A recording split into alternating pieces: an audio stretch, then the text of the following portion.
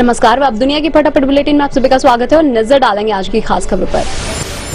वक्फ act को चुनौती देने वाली याचिकाओं पर सुनवाई करते हुए सीजेआई बीआर गवई ने कहा, संसद द्वारा पारित किसी भी कानून में संवैधानिकता की धारणा होती है और जब तक उसमें कोई ठोस मामला सामने नहीं आता तब तक अदालत इसमें दखल नहीं दे सकती। वक्फ एक्ट पर सुनवाई के दौरान कपिल सिब्बल ने याचिकाकर्ता की ओर से कहा, वक्फ अल्लाह को दिया गया दान है जिसे किसी और को ट्रांसफर नहीं किया जा सकता।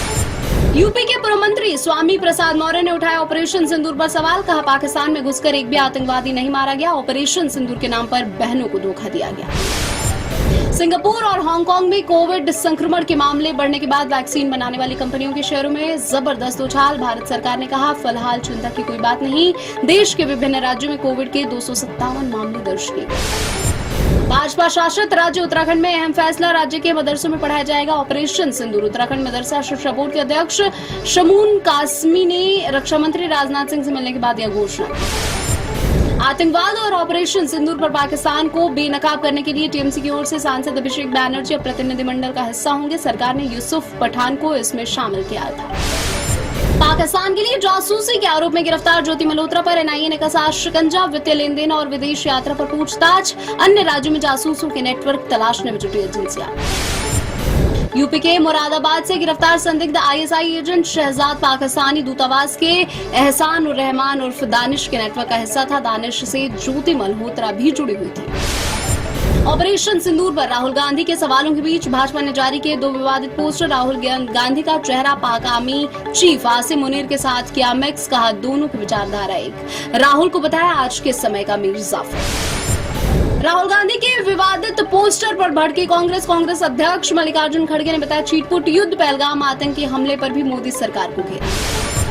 दुनिया के कई देशों में कोरोना के बढ़ते मामले को लेकर मुंबई में 2 कोरोना संक्रमितों की मौत, अन्य गंभीर बीमारियों से पीड़ित थे मृतक। स्वास्थ्य मंत्रालय का बयान, देश में कोरोना की कोई लहर नहीं। केंद्र सरकार ने इंटेलिजेंस ब्यूरो के निदेशक तपन कुमार डेका को 1 साल का सेवा विस्तार दिया है। अब डेका 30 जून 2026 तक इस पद पर बने रहेंगे। इंदौर के राजवाड़ा में मुख्यमंत्री डॉक्टर मोहन यादव की अध्यक्षता में कैबिनेट की बैठक हुई।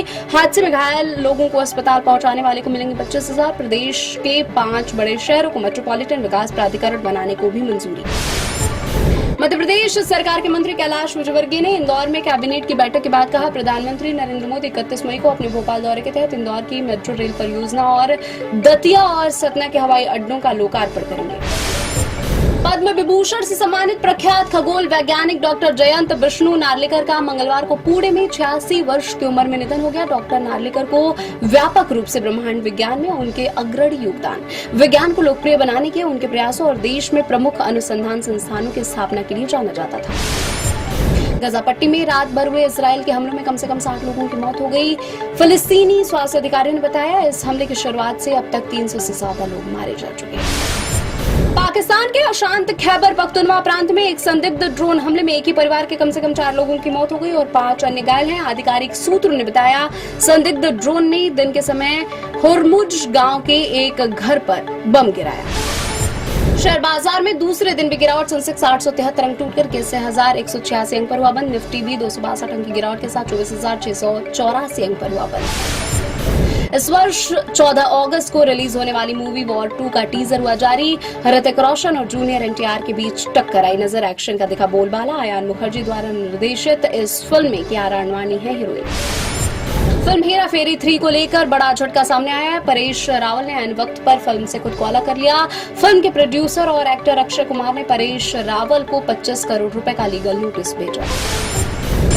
ये थी आज की फटाफट बुलेटिन। ऐसे ही ताज़ा अपडेट्स के लिए बने रहे हमारे साथ, यानी कि विजिट करें अब दुनिया पर।